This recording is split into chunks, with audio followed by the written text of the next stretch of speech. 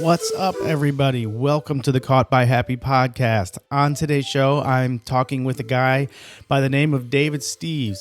He's out in Kalamazoo, Michigan. He's a stand-up comic. He's only been doing it for a couple of years, so that's why I wanted to talk to him. I wanted to hear what it was like to get up on stage for that first time. I want to hear what made him decide in the first place to get up on stage and tell some jokes in front of people and try to make some people laugh. I want to hear about the highs. I want to hear about the lows. Me, personally, when I was a kid, I always wanted to be a stand-up comic. That was my dream job. It was that, and then eventually it turned into be an actor, and then it turned into be a filmmaker. Guess which one of those three I became? None. I didn't. But here's a guy who's living out my dream, and he started at the ripe old age of 38. So that's interesting to me as well. I can't imagine getting up on stage now at my age and trying my hand at it. It's something I admire. It's something that takes a lot of balls, and I don't think I have that kind of confidence in me. I'd like to, but I don't know if I could ever get that kind of confidence. I'm also not that funny, but this guy is. I really enjoyed my conversation with him. David's a super nice guy, and I'm glad he decided to come on the podcast and share his story with us. But before we get started, I want to tell you a little bit about Knockaround Sunglasses. I put a link to them in my show notes. Go to that link and pick yourself up a couple of pairs of these beautifully affordable sunglasses. Men and women, any shape of face, a whole bunch of different styles for you. Founded in 2005 out in San Diego. They're a great affordable option for anybody who wants to look awesome when they're out in the sun. So check out my show notes, get yourself a couple of pairs of sunglasses, and look awesome. All right, back to David.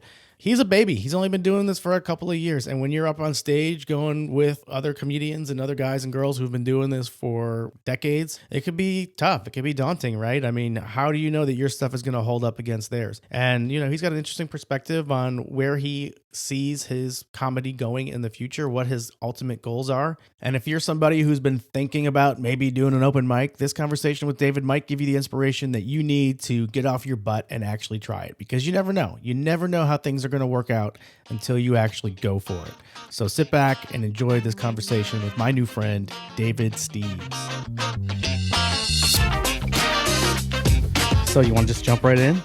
Yeah, let's get it cracking. Yeah, all right. I'll just give you a heads up. Like, I don't really like to know a lot going in because I want you to tell me your story. Like, it's the first time I'm hearing it because it is the first time I'm hearing it.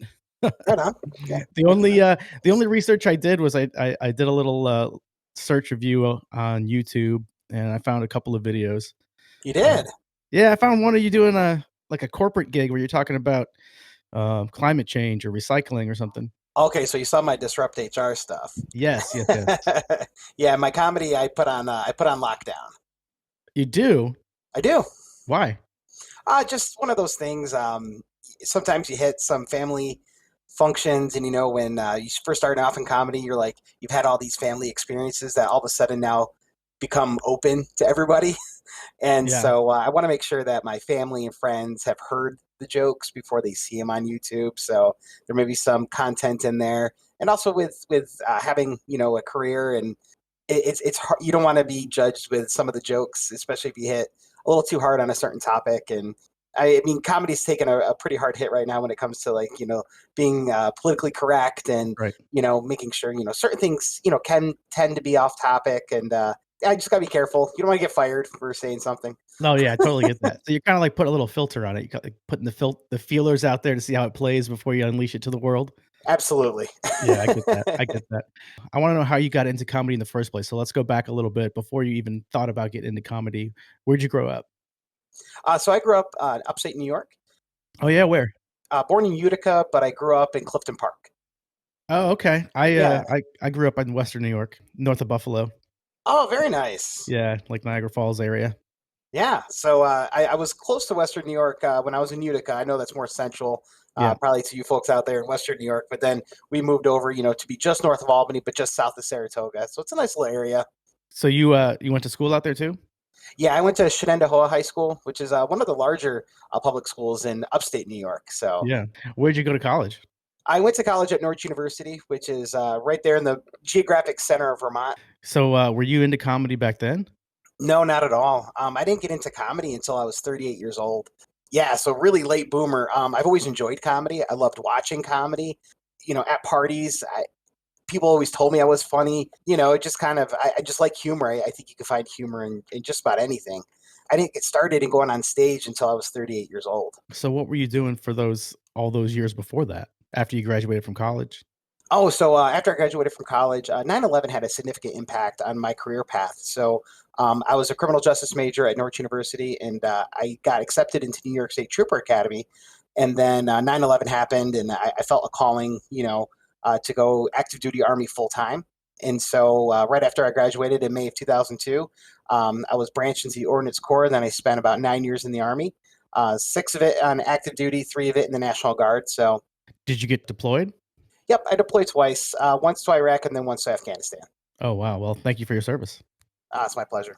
Yeah, and so then after that, 2006, I came off active duty, found a really great job out here in Michigan, and that's what brought me to Michigan as a native New Yorker. Because at the time I was stationed down in Savannah, Georgia, part of the Third ID down there. Were you the funny guy there? During deployments, yeah, there's a lot more funnier people than me inside my company. But when we had like serious things happen, or like when you go through some traumatic events, humor does kind of break through and help a lot of people through some time. We had some experiences over there that were tough on us, and I always like to try to keep it light, just keep us going. I was known for cracking jokes. I did speech and public speaking fairly well through high school and through college. So when you have that background and then mixed with having kind of a weird sense of humor and saying things that other people may be thinking, it just kind of worked out. So you've always been that guy that's kind of just like saying those inappropriate things that maybe not everybody's got the balls to say. Or sometimes it is appropriate, and like everyone's like, "Oh, we were thinking that, but that's hilarious." Yeah. Yeah, so got back from Iraq, and then got moved out here to Michigan to be part of a bed manufacturing company. So I was there for about 4 years. Not Did you say a bed manufacturing company? a hospital bed Oh, manufacturing hospital company. bed. Okay. And so I don't know. I'm not sure if I'm allowed to say the company's names on here or not. Oh, it's totally up to you. I mean, if you don't want to, then don't. I'm not gonna push it. I mean, if anybody wants to know who manufactures beds, they can do a Google search. Yeah, there's not many. Believe it or not, there's not many. There's only one in Michigan, so I Alright. guess you narrowed it Now down. we all know it We now. all know. Now, but then shortly after I came back, I joined the National Guard here, and then I got tagged for deployment over to Afghanistan. Right before I left, I was engaged, so we got married, and then went over to Afghanistan. Then came back, made a couple of career changes, and I've been at my current employer now for over 7 years. I'm sorry, you said you were in Afghanistan for how long? It ended up only being like a 9.5, 10-month deployment because they actually brought us home early, which I thought was crazy. Because they were like, "Oh, we're not going to put you out there for a full year," and the Army, you tend to be a little cynical. You're like, "Ah, the Army's going to keep us out here for a year," and then What year was that? that was 2008 to 2009. Oh, okay, and you got married right before that? Right before it. Yeah, we were already engaged 2 months before, and then we were celebrating New Year's, and I got a call to get deployed. So yeah, so we had to hurry up, get married, and then later got divorced. Yeah, it's the whole thing. Oh, man. Yeah. Alright, I bet the divorce had something to do with the comedy, but we'll get there. Oh, absolutely. Alright, so you got back from Afghanistan. Yeah, I got back from Afghanistan and then just went back to work and worked there for a couple. It was a little different. It was a bit bigger change than when I left. The economy crashed in 2008, Yep. so there's a lot of cut to employee benefits and things like that, and just everybody was on edge. And so I had a friend of mine who was working over at a large retailer distribution center, and so I decided to go over there and be one of their group leaders. And it was there for about 2.5 years, and everybody was talking about this pharmaceutical company that's over in Allegan, Michigan, and I was like, oh, let me give that a quick try. And the people here were amazing, and just I was a third shift production supervisor, then went into a training professional role, and then ended up being an HR manager, and now into my current role. So How do you balance, your actual career with starting this comedy thing? yeah, very carefully. So comedy is usually done, late nights. Sure. So right around 9 or sometimes 8, sometimes 9, 9:30, 10 o'clock. And they can go till 11 o'clock, midnight. So on the weeks where I don't have my kids is when I really get hot and heavy into comedy. But yeah, you make sure all your work stuff's done, usually take a nap before I go out. Yeah. Just to make sure I get my sleep in, because when you're staying out till 11, 12 o'clock, I mean, I'm not young anymore. I mean, I can't. I hear you. Sorry to keep going back and forth here, but after you got back, how long did you stick around in the National Guard, or are you still in the Guard? I got out of the National Guard right when I came back. So my ex-wife and I, when I was deployed, because there was like big bonuses for us to stay in at the time, and so if you sign a bonus over in Iraq or Afghanistan, you get to keep that money tax free. And so I was like, hey, do you want me to stay in? I'll make a career out of it. And she's like, well, I really want to start a family. This deployment's been really hard on her. It was hard on the first year of marriage, just being apart the entire time. So, I had some really high highs, really, really tough spots there too. So when we came back, we both made the decision that, to start a family, that I would get out of the military. So I've actually been out of the Army longer than I was in the Army, which is a Oh, okay. crazy thing for me. So yeah, I got out Mm. right in there, May of 2009 when I got back. And when did you have kids? Addie will probably get a little upset with this, but she probably won't hear the podcast, and that's fine because she's only 10. But she's what we affectionately call a post-deployment baby. So as Okay. soon as I came back from the deployment, we tried and we got pregnant like right away, which was awesome, and it was really great. And having kids has been just such a blessing. It was wonderful. So let's talk about what eventually led you into pursuing comedy. I want to know like that moment in your head where you're like, I'm gonna get up on stage. I'm gonna try this. Yeah, so I don't think there was any a moment where I was like, I'm going to get up on stage. When I went through a divorce, that's really hard. A divorce is hard on everybody. Yeah. So it was really hard on my ex. It was really hard on me. What year did you get divorced? We filed for divorce in March of 2016. It was finalized in September of 2016. You weren't doing comedy before that. No, not at all. Yeah, and actually, I didn't start comedy until 2018. When I got divorced, I hung out with a bunch of guys from Team RWB, which is Team Red, White, and Blue. It's an organization dedicated to giving back to the lives of veterans and enriching their lives. And so I found a couple of good buddies from that, and we're hanging out, having a good time because I had my kids week on, week off. Mhm. And so the weeks where I didn't have my kids, I wanted to fill that time. And like I have a lot of friends with me now who like will go out and go golf and be like, "Oh man, I just needed a break from the kids." I used to say that. I used to be like, "Oh, I just need a break from my kids." And now I do get a break, and it's the worst thing in the world, Yeah. And Yeah. so it's just one of those things where it's like, man, don't say that because when you do get a break, it's awful. Mhm. Because you want your kids 100% of the time, but they have a great mom, and it's great that we have them 50-50. I think that's a really agreeable deal. But to fill that time, to fill that void, I was hanging out with my buddies, and one of them, he was doing stand-up comedy. He's got a career too, and we went to support him in the funniest person in Grand Rapids, which is a big contest up in Grand Rapids. And we went to go with him, and we're hanging out, we're having a good time. And he's like, "Hey, why don't you get up on stage and do it?" And I was like, "No, I'm so shy." Which is not the case. I'm very outspoken, and I was like, I don't know if I'm funny in a small group of people, my friends, Yeah. just telling stories. I don't write jokes. I've had experiences. And he's like, well, just do it once, and if you never want to do it again, no harm, no foul. And so I was like, all right. And I signed up for an open mic. And in Kalamazoo, we have a lot of open mic opportunities. Kalamazoo, Grand Rapids, like Michigan has a really bustling comedy circuit, what we like to call it. Oh, really? Oh my gosh, yeah, you wouldn't think. And like out in the middle of nowhere, we have like these great comedy shows Are where there like any big names that came from Michigan? they came from Michigan. Right now, Dave Landau is a big one. He's a Okay. nationally touring comedian. He's actually at Dr. Grin's this weekend. So he's fantastic. And there's a bunch of others. Who knew the comedy hotbed of Michigan? Yeah, and I think it's because there's so much opportunity, right? Because you have Ann Yeah. Arbor, Lansing, Detroit, Grand Rapids, Kalamazoo, Holland. I mean, you have 6 pretty big cities that have a lot of venues where you can just try comedy, do comedy, and get out and try it out. So we're in Kalamazoo. My buddy was like, "Hey, just sign up for a mic. It's 5 minutes. If you don't like it, you never have to do it again." I was like, "All right." And then once you get on stage and you get that first real laugh from the crowd, it's an incredible feeling. Like it was a really You were hooked. it gets your adrenaline pumping. You're like, oh my gosh, like I can be funny in front of friends, but you're like, well, maybe they're polite laughing. When you get up in a room full of strangers and you get them rolling and laughing, you're like, holy cow, that's something kind of special. So how long did you prepare for that first open mic? Did you go back, start writing jokes and polishing up stuff? Yeah, I started polishing up a couple of stories, and I was like, well, I think this would be funny. And actually, the best joke out of the entire night was the joke that I made from the comedian before me, which I probably think is like a faux pas. Like, I don't think you're supposed to do that your first time, but he was up there and he was talking a ton about like just drugs this and drugs that. And Yeah. so I got up there, I was like, you don't have to tell us that you're on drugs, bud. We all know. And like the crowd just laughed because they were thinking the exact same thing. We're like, yeah, this dude's got a Biggie Smalls t-shirt on. We get it. He smokes a lot of weed. It's just one of those things. You're just pointing out the obvious.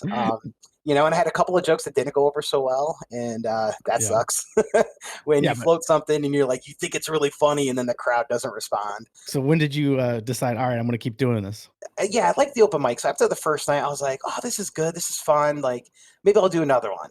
And so then I prepared for that one and I wrote a couple of different things. And then once you start writing and keeping a notebook, then I started just writing down general ideas. And as I started doing more of these mics, there's actually a couple of times where I was like, man, maybe I'm not funny. Maybe I'm not really good. There's always that time where like you've just had a set where just it was quiet for the entire 5 minutes. And a lot of comedians starting off, especially in their first year or two, you're not supposed to be perfect. You're not going to have knockout sets every single time. And then actually, after 6 months of comedy, there's a comedy competition that came up in Wyoming, Michigan, which is just north of us, south of Grand Rapids. And I was like, well, let me try that. I've never been at a competition before. And up to that point, I had never read without notes before on stage. You were doing open mics and everything with a notebook with you. Absolutely. Yeah. Yeah. And so like a real pen and paper notebook, just carried it with me on there, went through my notes, ad-libbed a couple things here and there. I was like, well, I'm going to try this competition. And so I went and watched the competition and nobody was using notes. And so I asked somebody, I was like, are you supposed to use notes in competitions? And they're like, no. Oh, No, you great. idiot. Yeah. And I was like, oh, I've been doing this 6 months. And so, and so I went in there. I didn't know any of the other comics. I just was like, well, I'll just go up there. It was about 60 people in the room. I had 3 friends, total friends that were there for me, 3. And I really appreciated them going. But you have to win the room. You have to win the Yeah. room over. And so I did my set. I felt like it went well. It was the first time I ever didn't use notes. And out of 8 comics that night, I was one of the 3 that advanced on. And it was funny because the organizer from the thing, he's like, I don't know who you are. How many people did you bring tonight? I brought 3. And he was like, really? And I was like, yeah. He's like, no offense, man, but just never heard of you. And I was like, Yeah, yeah, yeah. How are nobody you going to? has. Exactly. So I want to know a little bit about the process because that's something I'm kind of interested in. I like to write on the side, and I always wanted to be a comedian. Like when I was in 7th grade, one of our homework assignments was write an essay on what you want to be when you grow up. And I wrote about wanting to be a comedian. And then when I graduated from high school, I got that letter back from my 7th grade teacher. I wish I would have went on and tried it and done it and started writing jokes or observations or whatever. So I want to know what your process was like when you decided I'm going to start doing these open mics and these competitions and I need to go home and I need to write. Do you have a notebook with you wherever you go and you're just like jotting down ideas? I do. I do. I like the notebook. I like the pen and paper. I also, if I don't have my notebook with me, I will make like a note in my phone. If I just thought of something or thought a funny idea, I heard something on the radio that I could expand on. For a lot of times when I went to open mics, somebody would talk about religion, and I was like, oh my gosh, I never even thought about talking about my Yeah. religion or the stuff that I went through because my mom's a Jehovah's Witness, my dad's a Roman Catholic. There's a plethora of jokes just based off those two polarizing, Right. Yeah, views. exactly. Then I started like writing and just like your daily observations and then thinking back on my life. Like I bring up stuff from when I was a kid, from when I was a teenager, high school, college. Everything has played a part. And I just think back on some funny things. I grew up with a deaf brother. I have a great story, and he and I know this story together where he finally got his license. And he picks me up from school. Well, he can't hear the radio. He picked me up in my mom's green minivan. All the windows were rolled down, and he's got the radio just so loud, but it was talk radio. And he pulls up and he's like, and his head's banging. I'm like, oh, Paulie, the weather today is sunny and 65, And he's like, yeah. And I was like, oh, buddy. But just like funny stuff like that happens in everybody's life, Yeah. Yeah. And so you just take those unique experiences to you and how you interpreted them. I'm not probably a one-liner. I do have a couple of one-liners that I've now worked on since, I've gotten into comedy, but I'm more of a storyteller. Yeah. Do you find that stories about yourself tend to play a little bit better than just observational stories? Like when you talk about yourself, it seems a little bit more personal, a little self-deprecating or whatever. Do you think that that plays out a little bit better to the audience? I think that resonates better with the audience at times, just because it's unique to you. Like nobody can steal that. Like I make jokes about when I jumped out of airplanes in the army. Very few people can steal that joke, unless they've gone through airborne training. Yeah. Nobody can steal my deaf brother joke unless they've had deaf brothers. So I think the audience really resonates with that because they see it as unique. One comic came up to me. He was like, you're just that chubby, lovable guy at everybody's bonfire. He's like, you treat the audience like we're all friends, and it just kind of works. You say that, your story about having a deaf brother, not a lot of people can relate to having a deaf brother, but you make it relatable by the way you Exactly. tell the story. Tell me a little bit more now. You've got a career going on here on the side. It has nothing to do Yes. with comedy? No, nothing at all. Do the No. people does your boss know that you're doing comedy? When I first started doing comedy, I was actually an HR manager, and I was afraid, like I wanted to use it like a stage name, or like I didn't want my name associated with that. And it was funny because the first time I went up to open mic, I was like, "Can you introduce me as D's?" And the guy looked at me. He's like, "That is the dumbest thing I've ever heard in my entire life." He's like, "D's nuts," and I was like, "Oh." No, short for Dave Steves, like D's. He's like, "That's the dumbest thing I've ever heard. I'm not going to do that." That's a good thing he didn't do that. I know, right? Almost made a comedy era 101 on my first night. And so I just went with my real name. And then, it got out at work. Coworkers want to support you, and they were coming. And so my boss called me into his office, and he was like, "Hey, I heard you're doing comedy." Uh huh. Well, what kind of comedy you're doing? I'm like, "I don't do anything about work." And he's like, "No, no, no, that's not what I was talking about. Throw me some of your jokes. Throw me." And then if you get into comedy and people know you get into comedy, Yeah. everywhere you go, they're, "Hey, funny man, tell me a joke. Haha, 40 minutes. make me laugh," and that doesn't get old at all. And so my boss is super cool about it, and I don't make any jokes about my current work situation or anything like that. That to me is like, nope, not going to do it. Can't do it, huh? I can't, not yet, not until Netflix signs me. Yeah, right. For so many people, though, work is their main source of comedy. Yeah, but when I was in human resources, like what I didn't want to happen is people coming out, because you don't know who shows up to the open mics. I've had a couple people that I used to work with. They're like, "Are you doing comedy?" And I was like, "Yeah." If word gets out, it's a small. I mean, Michigan's a pretty small area, especially the area that we're in. I don't need people going, "You know what David was talking about last Right, night?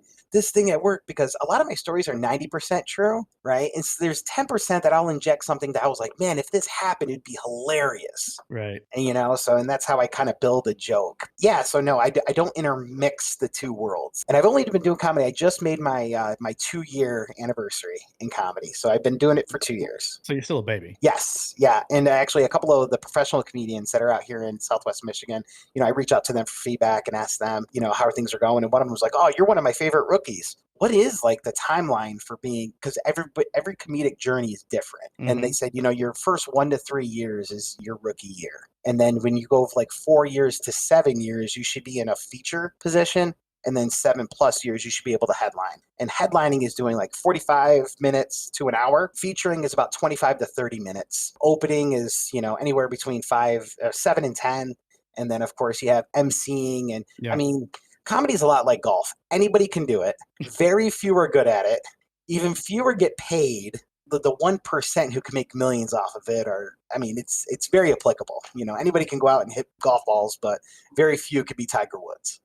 So what are you gonna do if by chance, you get an opportunity to go out on the road and it's gonna take you out for a few weeks or a month or whatever it might be? How are you gonna juggle work? Yeah, I don't have to worry about that yet. Well, what are you gonna I mean, it could happen. I mean, I have to imagine that somewhere in the back of your mind, your goal is to eventually be able to feature and getting paid for this. Yeah, so I've been getting paid. That's the nice Well, thing that's a about good thing. being. Well, yeah. I mean, I get paid a couple hundred here and there every month. You get paid to host, so I host 2 shows, which is really nice. But then, there's other showcases and stuff around here. So I've been a solid opener in and around Michigan. I'm probably pretty close to cracking into being able to feature. The longest I've gone is about 22 to 24 minutes, and that's because the person just let me go. It was a rough night of comedy. The first couple of comics didn't get a good laugh, and so he was like, "When I give you Yeah. the light is when you got 1 minute left," and he just would not give me the light. He just let me keep going and going and going, and I was like, "This is great. I love it." So you found out you got about 24 minutes of material. For that one night, I had about 24 minutes, but now I have even more. But the hardest part for me is remembering everything. Yeah. Coming from like a military college and a military background, I'm very structured, and that kind of hurts you in comedy. The comedic greats can go off a topic and just riff for like a couple of minutes, Right. 5, 6, 7, 8 minutes on a topic that they didn't even prepare for. Right. When I get off topic, I'm like, I forget where to go back to. I was like, crap, where did I leave off? And like you go on these tangents because you take what the crowd gives you. If the crowd yells something out, or if you I made fun of some guy the other night, and it was a great moment because I now audio record all of my, that's something I didn't do in the beginning that I wish I had done, is at least audio record everything. So that way you could see where your punch ups were, extra tags that you've added to a joke that make it better to create more laughs. And this one guy, I was like, I said something about being in the Army, and everybody clapped, which is pretty normal. And then I'm like, "Oh, thanks. And the one guy goes, boo." And I was like, "Oh, there's always one communist in the group, and like we went off, and the guy who did it had like I called it a pinko communist mustache, and so we made fun of that for like a good minute or two, and it was great. The crowd loved it. I was having fun with it. The person I was joking around with really liked it. It just Yeah. it flowed. But being from a military college, military background, my dad was also in the military. Like if I get off tangent, it's hard for me to circle back. And the greats that you see are able to run with an idea, make the jokes, and then circle back like almost effortlessly. Right. Yeah. So what's that like coming from the background of being very structured and like you said, you were reading notes for a long time on stage. You were probably just kind of sticking to a routine. How do you eventually get to that point where you can read an audience and just flow? How long does it take? How much of a process is that? I mean, or are you still practicing that every night? In other words, when you go up on stage and you do your set, Mm-hmm.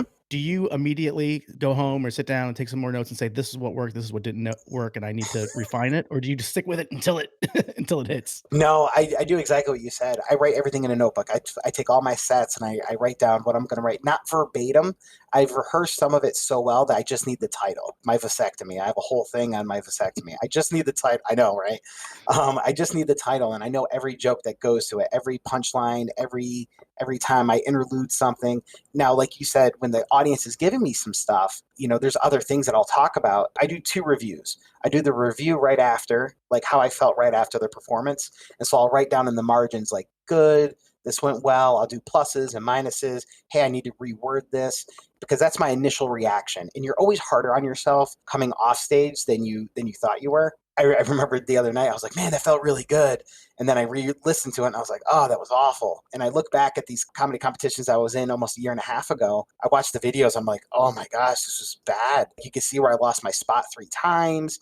The audience want to pick up on it, but you start to pick up on those things. So I Right. do a 2-step review. I do one directly after my performance, and then one when I get home and I listen to the audio. You said you keep everything private for family reasons and whatnot, but have you started injecting some family history and ex-wife jokes and stories about your kids? So stories about my kids are the best, especially with a lot of the crowd. They really resonate toward kids' jokes, and my kids do some hilarious things, Yeah. and they are just I'm fantastic. glad yours do. Mine were beating each other up this morning. My 8-year-old I came downstairs after taking a shower. My 8-year-old daughter was slamming my 6-year-old daughter's head into the floor. Battle Royale, man. That's what it's about. No holds barred.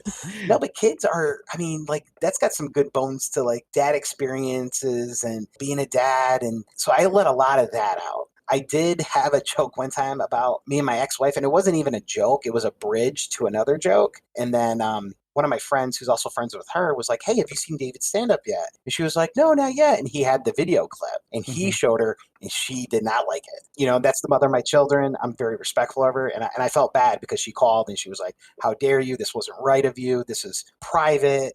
I apologized. And I was like, it wasn't even meant to be a joke. Maybe it hit a little too close to home, but I was like, I apologize. Like, I'm not gonna, that's an area I won't touch. And then she was like, well, this would make it funnier. And then she started giving me advice on comedy. I'm like, I'm not gonna listen to you on advice on comedy. Like, I respect you enough Why don't you just not have to a put it in there.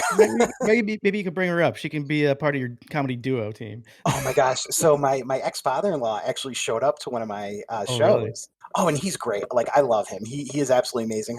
Her family's incredible. Like she's a really good person. But he showed up to one of the shows, and my first opening joke was, "Oh man, my ex-father-in-law is here." There goes 4 of my first jokes, and he stood up. He's like, "Tell them all, David. Tell them all." And I was like, "Oh man, thanks, Ron." So, it sounds like they're pretty supportive of you. Is she supportive of you now? No, No, she's no, not. no. Not at all. No, she's supportive of me as being a good dad. I don't think she'll ever like that I'm doing comedy. My mom and dad, actually, surprisingly enough, are very supportive of it, because I kind of hit them the hardest in my first couple of jokes. Like my mom and dad's, religion and like our family, and I hit that pretty hard. And I was kind of nervous when I first showed my parents the video. And my dad and I always watched comedy together growing up, and so he played it because I loaded it up on the YouTube, and then like I left the room because I didn't want to be there for it. But I heard him like belly laughing from the other room, like when Oh, we man. used to watch TV together, and like that felt really good. Like he wasn't That's taking it personally. Like he knew they were jokes. You don't want to offend your family, but there's also a lot of funny things that happen inside your family that you're of just like, course. man, people will think this is hilarious. Right, because like you said, people can relate to crazy families and daughters banging the other daughter's head into the floor. Everybody has a crazy aunt. Everybody has a crazy uncle. You Right. want to be sensitive, or at least let them know, hey, I'm going to be hitting this topic. It's a delicate balance, I would imagine. I can't imagine what my wife would do if I if I wanted to go on stage and tell a story about something that she would consider personal and private. And so I guess my best advice to you. So are you planning on doing No, comedy? Why not? no. Why not? I I don't know. I don't have any I don't know. I'm doing this podcast right now, which was a huge jump for me. Well, where your seventh grade teacher was like, hey, you wanted to be in comedy. So, I mean, you could start at any age, like Rodney Dangerfield didn't start till really late in the game. Why not hit up a local open mic, just see what it's about and ask them for 5 minutes sometime? I think I, like you, throughout high school and college and at work or wherever, I was always just the class clown or like the funny guy in the room or trying to always make jokes. But taking it to that next level, I always worry about what other people thought, and I shouldn't do that. No, a Um, laugh's a laugh. yeah, Like if I make fun of myself or someone comes up to me was like somebody came up to me was like, you're a bigger guy, but you're funny. And I'm like, and you have no teeth. Like like, and I turn that into a joke, you know? yeah. And, I do this for me. This comedy is a release. You know, I had a tough time going through a divorce. You can control what you can control. And I know I can control that 5 minutes on stage. And that's how it started. And it needed for me to be something when I didn't have my kids. You know, because I didn't have my kids, I was driving myself crazy, and like I was like, "Oh my gosh, what am I going to do?"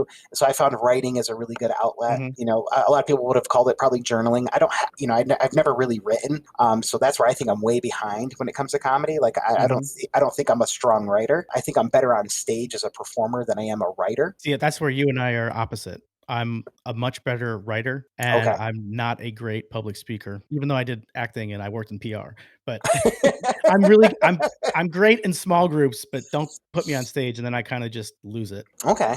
See, I did a lot of our training here at the company that I'm at currently. I did a lot of leadership development training, did a lot of training professional work. So that helped me get out in front and be comfortable with my public speaking. But Mhm. trying to do it in front of an audience to solely elicit a laugh is something completely different. It's a cool challenge. Have you ever, like, had a panic attack or just like, "Holy shit, I can't believe I'm gonna get up on stage and do this?" Like, what are your nerves like before you get up there? When you start to get pretty decent, and I come to the stage with a lot of high energy, so a lot of the people around here will let me go first, which is really nice because you don't let that nervousness settle in. But there was a lot of time, and it's so funny to watch other comics too, because the majority of comics that I've seen are very introverted. Yeah, right. And so you see them and you're like, "Hey, what's up, man?" And they're like, or you go up to them after a show and you're like, "Hey, that was great. I'd love to talk to you about writing sometime." They're like, "I just used all my energy. I don't want to converse." And I'm the complete opposite. Like I'm a very social person. Like I love talking, I love Yeah. interacting. And so that to me, I was like, "Man, there's so many comics that are very introverted that use comedy as a way to get their thoughts and expressions out." Where I'm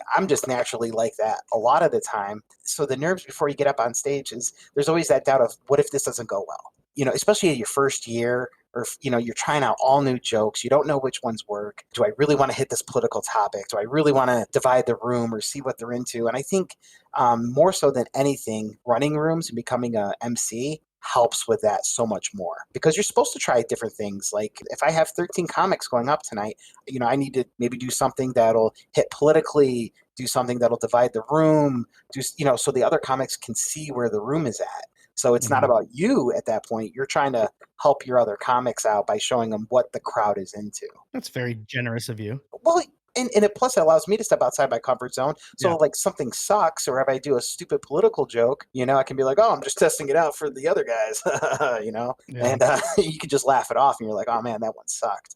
But I mean, comedy's like for me, the first year, it was almost like quicksand. If the first couple of jokes didn't hit, you could tell on my posture, you could tell on my speed of speech, you could tell with the ums and the ers and the pauses, and like it got really awkward. 5 minutes can be an excruciating long time. Sure. When the laughs are coming and things are going well, it seems like it goes by in a blink of an eye. Like it's a roller coaster. You're like, oh my gosh, I had so much fun. I can't believe it's over.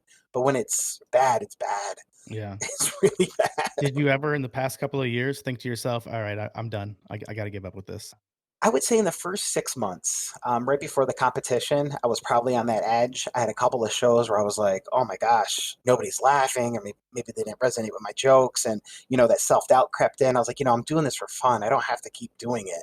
It's taking up this time. I'm traveling, I'm driving a lot. Maybe I won't. And then I got into the competition with 8 really talented folks. I made the top three. And then in that first competition, I made it past the first round. And then I made it past the second round. And then I made Mhm. it to the semifinals. And when I got to the semifinals, I actually asked one of the professional comedians who had an advance further. He's actually from Western New York. He's from around the Buffalo area, and he Oh lives out yeah. here in Michigan. Yeah, he's a great guy, Stu McAllister. He's Okay. fantastic. And this is the other hard thing about living in the Midwest. After like a show, everyone's like, "You're so good," even if you sucked. Everybody tells you how good you are. And being from New York, I'm not used to that, right? We're Right. not Right. told we're good at anything. Like our parents, are like, you could do better. And so Stu, I knew was from New York. And so I called him up, or I Facebooked him. I said, hey, I'm in the semifinals. Give me some feedback that people wouldn't give me. And he was like, okay, listen, you're a great storyteller. But God, I lose my mind waiting for the punchline. He's like, the punchlines are good. But if you're up there for 8 minutes, you need a laugh every 30 seconds. Hmm. He's like, if you're up there for 5 minutes, you need a laugh every 15 seconds. Yeah. And so that's how I started structuring my jokes and pulling in tags and punchlines to follow that. So it made me less babble and it made it more potent. Right. Yeah. It's like, how do you structure a story where you can pepper in the laughs and what are the laugh points and still get to the end of the story? Yeah, absolutely. Without losing like the audience along the way. And Right. there's so many like pop culture references you can pull in. There's so much stuff you can do with it, which is really great. So you talked about Stu, who you said is a professional comic. Who Yeah. else, professional wise, are you hanging out with or talking to? Or maybe you're not at all. Like, who are you looking up to on a national stage that you're trying to emulate or you just kind of pull some inspiration from?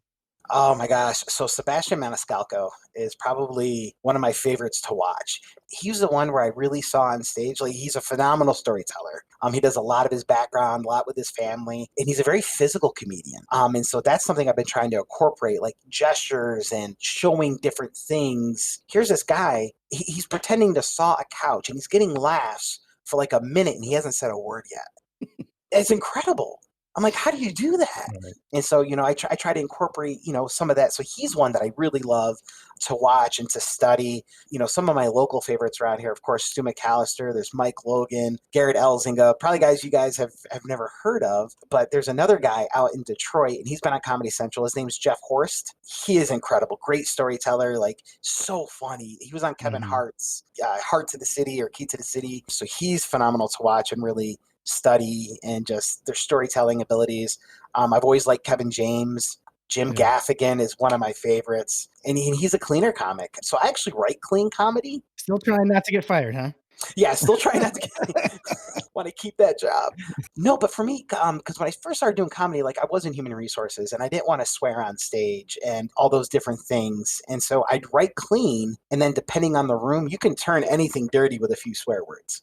Yeah. What about old school comics? Did you grow up watching, Saturday Night Live? Like, what comics were you watching back? You mentioned Rodney Dangerfield. Anybody else that you really looked up to back in the day? Yeah, so Richard Pryor was a big one for me. Yeah, yeah, I mean, he was just so great. When you talk about edgy humor, like really hitting it in the '80s, I liked Whoopi Goldberg, Billy Crystal, Robin Williams. They yeah, had a show on HBO that was a comedy show. My yeah. parents splurged for HBO, so like we had to watch HBO all the time because they were paying for it. It was like a benefit show, right? Comic relief, yeah, yeah. So when I watched that, I was like, oh my gosh, these people are hilarious, and like they do it so it seems so effortlessly. I would say even before that, George Carlin is a classic, but Yeah, I didn't really understand SNL until I got a little bit older. So now I catch myself going back to like watching Andy Kaufman and going back to watching Jim yeah. Belushi and all the greats. When you start getting into comedy, and then so like there's improv comedy and there's stand up comedy, and I have a Uh-huh. lot of respect for the improv that goes on SNL. That is incredible. I'm okay with being on myself on stage. I don't know how it would do with so many moving, interacting Yeah. parts. SNL has an element of improv, but really it's more sketch and the writing that is so impactful there too. And there's a team of writers who are back there toiling away at these jokes. I would love to do that. You guys can go on stage and act it out, but I'll be in the back here helping you write the jokes. I think we can make this a beneficial relationship. You can write all the jokes and I'll perform them. That'd be great. I didn't say the jokes were funny. I remember when I was a kid, I don't know, I was probably 10 years old or younger.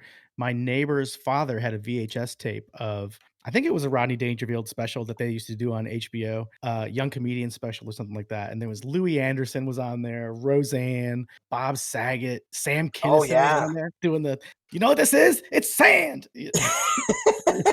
Just yelling I into the microphone. Yeah, I mean, I think that was my real first exposure to what stand-up comedy was, and it was something that I wasn't allowed to watch. Like, we were watching it late at night when they were Yeah, it was popping the faux tapes and pas because they everything. were hitting on Yeah. topics that you don't necessarily want your Well, kids. and Bob Saget was, I mean, 10 years old listening to Oh yeah, and Roseanne, it's funny because like you look at her earlier stand-up, it's very, very good. Yeah. And then she just had that personal meltdown, Oh, yeah. Well, you right. know? She went a little nuts later, but, Oh, for sure. yeah, so anyways, a couple of questions that I've started asking people lately now that when I talk to them, and it's just trying to give my podcast a little bit more structure. Absolutely. Alright, tell me what you don't like about doing comedy. It's gotta be the driving, hitting different shows in different towns, which is something you need to do if you want to get booked in different places. It can sometimes get political. You know, if somebody hasn't heard of you or if somebody doesn't know you or doesn't like your type of comedy, clean comics get kind of a bad bill. They're like, "Oh, those guys are so corporate," and they don't, it's like, well, I can get down and dirty too. It's just I had a clean set that one night. I Yeah. did a competition up at Grand Rapids. I was like, I'm gonna leave it all on the table. I'm gonna be super edgy, and it ended up being a clean set. And it was a great set, but I just didn't intend for it to be. It just kind of happened with the jokes Mhm. I had laid out there. So that's the toughest part about comedy is just the traveling, getting your name out there, not offending your family, making sure you keep things good between you and the ex, right? Like those Yeah. are important. That's the hardest. But driving, like when you drive almost 2 hours for 6 minutes of stage time, it's a grind. But you gotta love it in order to do it, right? Yeah, you do have to love it, but I don't Yeah. love that hour-long drive. Sure. Like when you're driving out there and you're listening to different podcasts like Caught by Happy, right? Heyo. And you're listening to your podcast and like that makes it good. But like when you're driving back at 12 o'clock in the morning, and you have to stop off at a Denny's and get a coffee and you're like, oh my gosh, my alarm's set for 6 and I got Yeah. to go to work and I got to perform at work. Like Right. You're I always can't go on. do comedy and then all of a sudden not do well at work. Like that's my bread and butter. So Right. that balancing act between, and I screwed up my booking this weekend. And so like I don't have my kiddos this weekend. So I'm doing a show Friday night, Saturday night, Sunday night, and then Tuesday, Thursday. And then I get my kids back on Friday. So I'm doing like 6 nights and 7 days. But it's what I could get booked on and it was what I could fit into my schedule. So it's gonna be a stretch, but I know what's ahead of me. And I'm Yeah. also coaching my daughter's Battle of the Books team. So we got that going on Monday. So Alright. like it was exciting but now I had to read all these books on top of doing comedy, on top Yeah. of writing, also work and being a dad, and Yeah. there's a lot of factors at play. But I mean, I just think balancing the time and traveling. Like I can't believe we don't have teleportation yet. Like this is crap. Especially my long. When I got to go visit my parents in New York, it was great because I got to do a great Comedy Works place out in Saratoga, which was really fun to do comedy outside of your state because nobody else has heard these jokes yet. Is this like a place you just walk in and say, "Hey, can I get 5 minutes?" Yeah, so I Or like an open called. mic or Yeah, and they had an open mic night, and so I got to go on, and it was awesome. It was a lot of fun. I got to perform in front of my sister and my nephew, and a couple of friends from school were there to come out and support me from high Nice. school. Yeah, it's really a lot of fun. Well, that leads into my next question, which is tell me something that you really love about it. So there's so much that I love about comedy. I guess just being a fan of comedy is always a lot of fun. I think the best part about it is, especially when you start doing a lot of mics, is seeing the growth and development of other comics. So you get to know all these other comics, and you get to see the new ones come on stage, full of that energy, and you get to see their progression as performers, Yeah. which I think is really amazing. When I see somebody that I've seen a bunch of times, and then all of a sudden you see them flip that gear, and they're in a whole new stratosphere of performing. That to me is one of the most fun things that I love about comedy. I also love how supportive the comedy world is. A couple of my jokes were good, and then this one guy came up to me afterwards. His name's Cody. He's great here in Kalamazoo, and he was like, "Hey, try this in your joke." And I put that in my joke, and it took a good joke and made it great. And I love the support that we have for each other. And so, like when I sit there and I listen to other comics, I'll write in my notepad, "Hey, this joke, try this or try this," and we'll try to workshop those stuff just to make the best product because we're all fans of comedy. That's what I Yeah. like. I love the camaraderie. I love punching up each other's jokes. I think that's really outstanding. Yeah. I mean, you work in HR, so rooting people on and seeing what their best potential could possibly be and helping them get there. It's a good feeling to see them achieve those things. Oh, it is a great feeling. It's Yeah. great to see. All right. Final question. All right. What are the goals? What are you planning on doing with this? Where do you want to be? I hate the where do you want to be in 5 years, but let's just say, like, do you want comedy to be what you're known for long after you're gone? I want to be known as a good dad, Yeah. first and foremost, right? As a person that was there for his kids. I always tell my kids, I'm probably not a great dad, but I'll always try to be a great dad. Everything spurns from there, right? But in terms of comedy, in like 5 years from now, I should be 7 years in. Holy crap, I should be headlining rooms, around Michigan. My short term goals are to get people to come out and see me as a feature. I would love to do that. I probably won't do much until my kids are in high school or until they stop thinking how cool I am. Because right now they think it's cool. Like when we go to a grocery store, hey, that's David from Comedy Night. My kids are like, holy crap, Dad, you're famous. And I'm like, not really. And they're like, but they recognize you from comedy. I'm like, it's a really small town, honey. But, until they stop thinking I'm cool. And because I know the teenage years are coming. But right now, my oldest daughter is 10 and my youngest Mhm. daughter is 7. Right now, they're like very about being with dad and dad's cool. And Oh, like, yeah. I'm putting all my efforts into that. But That's in all terms of about to end. yeah, I don't want to be put in a nursing home is really what I'm getting to at this point. I want to stay in somebody's basement, like, and one of them has to invite me. Is it a passion of yours or is it a goal of yours to eventually have comedy be your full-time job, be your main source of income? It probably won't be. There's so much talent in comedy out there. If my writing got better, I see some comics and they're performing 26, 25 nights out of the month. I can only do 8 at most, 8 or Mhm. 9. And that's really pushing it for a month for me.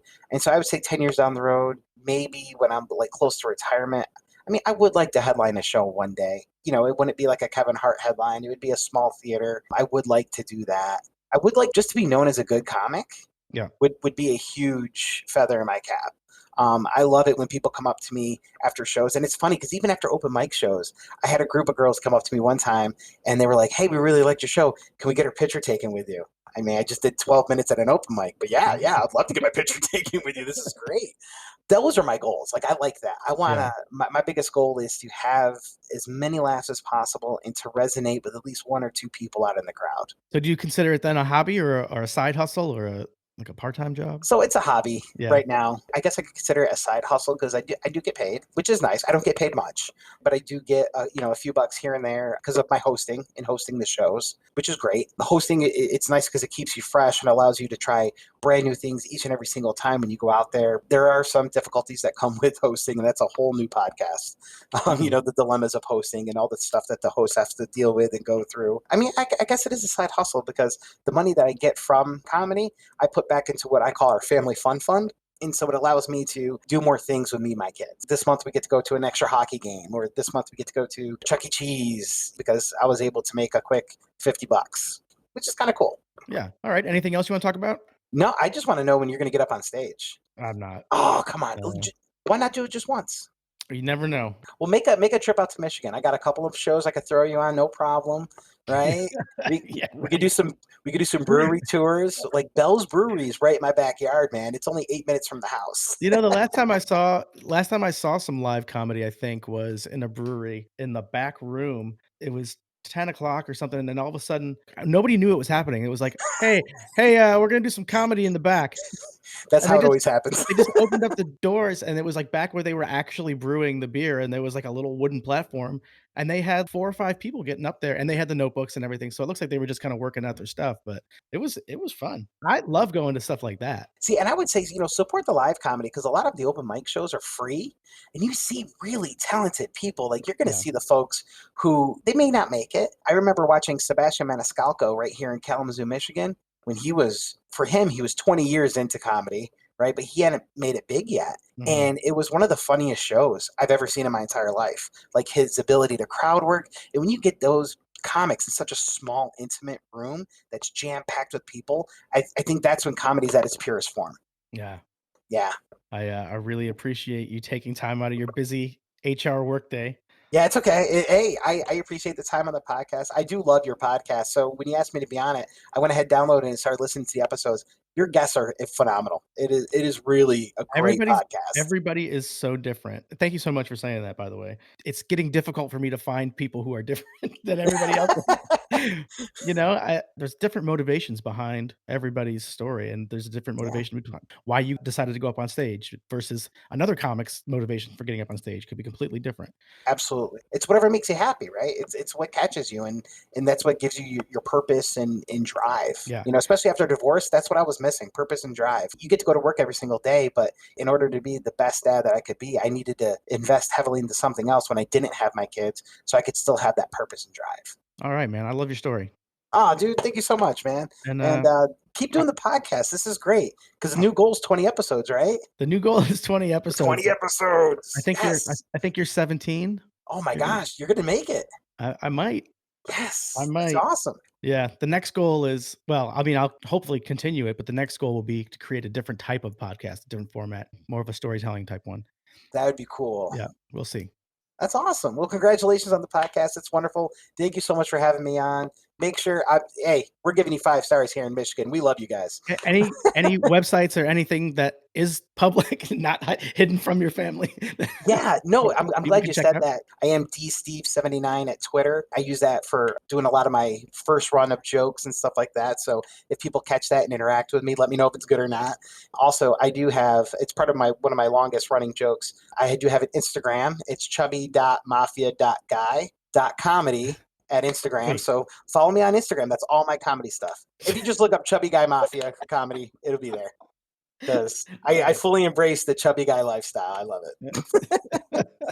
And then I also have to lose a few lbs here. That's what getting on stage and getting videotaped. Well, I was like, holy cow! I took this dad bod like 80 pounds too far. Like we gotta crack down on this thing, man.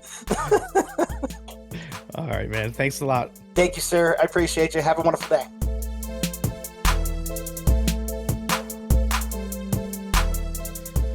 What a fantastic guy, man. I really enjoyed that conversation. He's got a great personality, doesn't he?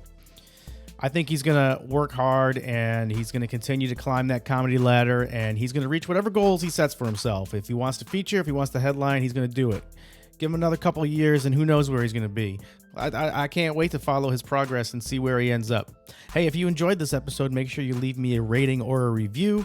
And if you have a story that's similar to David's, or maybe it's completely different than David's, but it's inspirational and you've done something that took you out of your comfort zone, I want to hear about it. Email me at caughtbyhappy@gmail.com. I would love to have you on the show so you can tell your story and inspire the tens of millions of Caught by Happy fans, or maybe just the tens.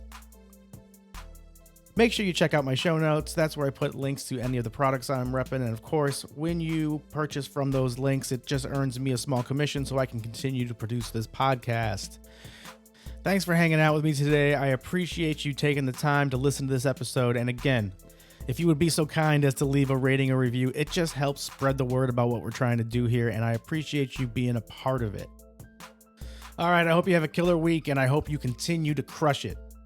Bye-bye.